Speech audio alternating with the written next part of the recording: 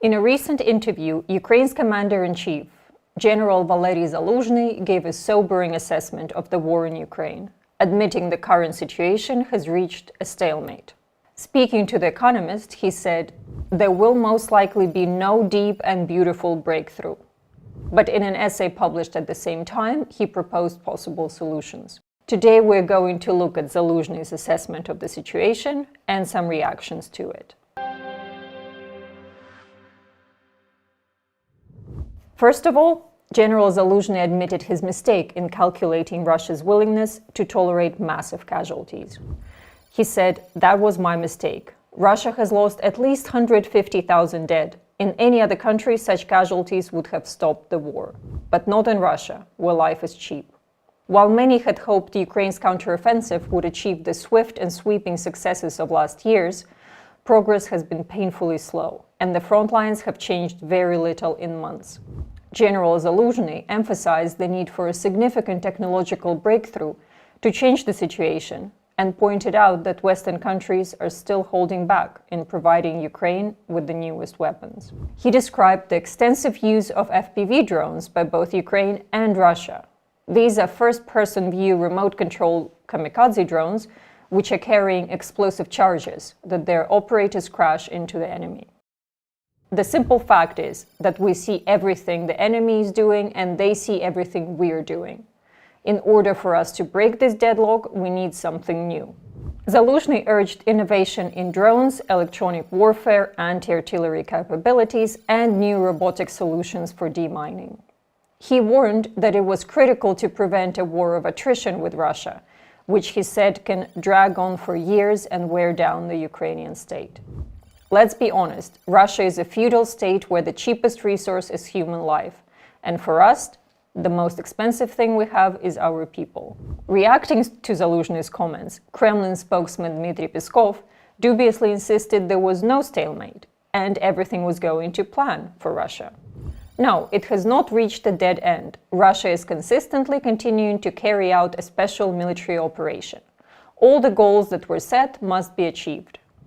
Given that Russia had originally intended to take Kiev in a matter of days, 20 months into the full-scale invasion of Ukraine, it's not exactly clear what these goals are.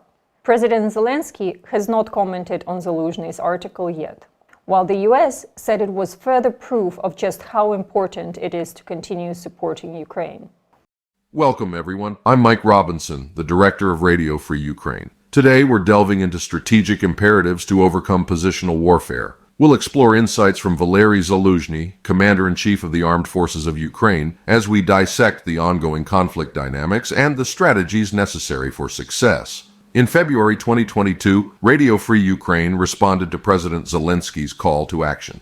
My personal experience with Russia began in 1979 when I enlisted in the Army, and then when I studied Russian language and history at Arizona State University. I met Russians in East Berlin in 1986, a few days before my men bled from a terrorist bombing at the La Belle Disco ordered by Libyan dictator Muammar Gaddafi. I also had the experience of having the Minister of Defense of USSR and members of the Soviet General Staff visit my Special Forces detachment at Fort Bragg when they made a visit to the USA. I understand more than most Americans about Russia, disinformation, psychological operations, and irregular and unconventional warfighting. And so, this is a moral obligation for me, and I will continue until Ukraine's victory and we hold Russians accountable for war crimes. Furthermore, I have an obligation to use strategic communication skills, as I have done for the USA during the global war on terror, also as a volunteer. As General Zaluzhny says, in this global security crisis, the conflict between Ukraine and the Russian Federation triggered a major shift,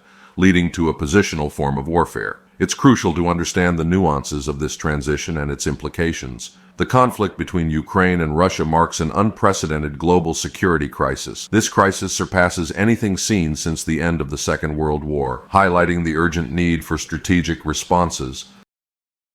Transition to positional warfare. General Zaluzhny describes how the insufficiency of global regulatory mechanisms, like the UN and the OSCE, leaves Ukraine with no option but to restore its territorial integrity by military force. This necessity led from a transition to a positional form of warfare, a challenge that we're here to address. Key components of positional warfare. Let's break down the critical areas shaping the conflict's nature.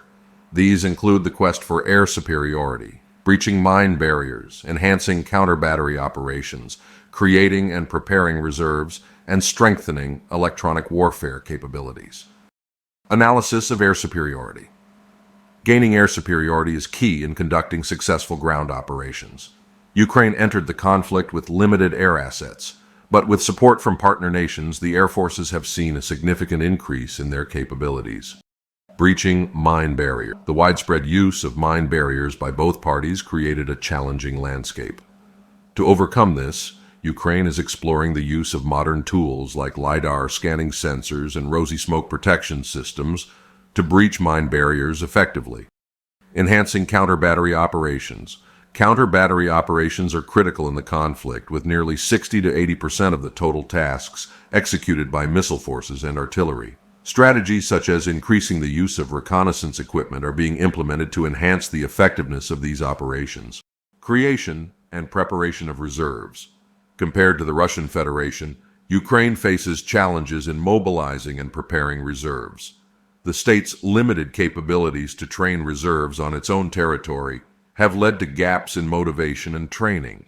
Ukraine is actively working on resolving these issues, and Radio Free Ukraine supports this initiative via Warrior 2 Warrior Jedburgh-led sessions to give Ukrainian warfighters more capability via the Ukrainian non-combatant auxiliary and subject matter experts. Improving electronic warfare. Both Ukraine and Russia invested significantly in electronic warfare capabilities. Efforts are ongoing to bolster Ukrainian electronic warfare assets, such as the Pokrova nationwide EW system, to counter the adversary effectively.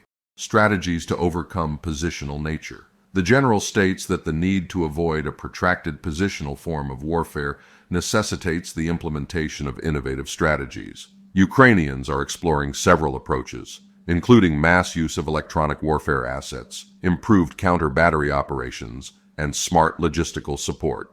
Command and control importance. Effective command and control is paramount in implementing these strategies.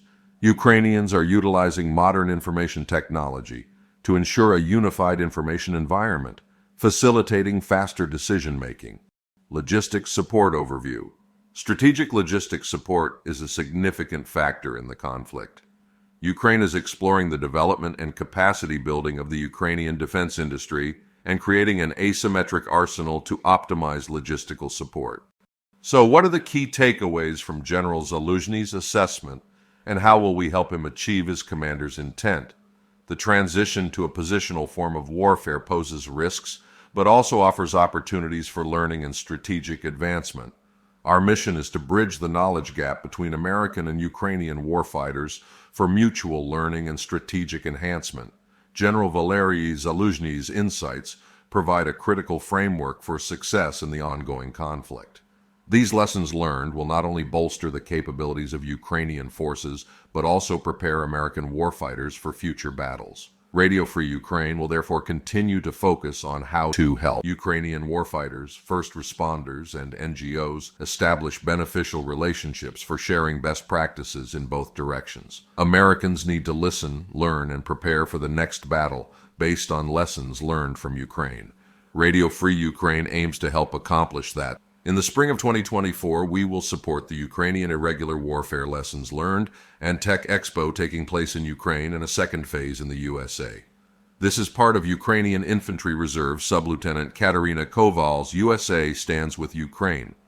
The Global Security Project is a grassroots initiative that brings both young professionals and experienced experts together for professional development and mentor-protege relationships to share best practices. We are in the early planning stages now, and we will invite more technology companies to join us in Ukraine and then in USA to showcase their technologies as well as best practices. The disabled American veterans in the Cincinnati, Ohio metro area offered to host us, and we will invite Department of Defense, Veterans Administration, elected officials, and veterans serving NGOs such as the 1 million member DAV, which I am a lifetime member myself. We will bring stakeholders together and share best practices on a global scale thanks to Sub-Lieutenant Koval's leadership and initiative, with the support of what she calls the Dream Team of Superheroes. This effort is done in honor of our fallen brother, retired Army Special Forces Sergeant, First Class Nick Mamer, who was KIA fighting Wagner Group PMC in Bakhmut on May 15, 2023. His unit, the 135th Territorial Defense Battalion, established a training center named in his honor. In October 2023, we held a productive Warrior to Warrior session on the Battle of Hostomel, and to discuss needs and lessons learned from the battlefields across the armed forces of Ukraine. This is a good example of how Radio Free Ukraine will continue to support the 135th TDF and other warfighters, as well as civilian non-combatants, all at no cost via an all-volunteer army of people of goodwill. We look forward to victory and accountability in 2024.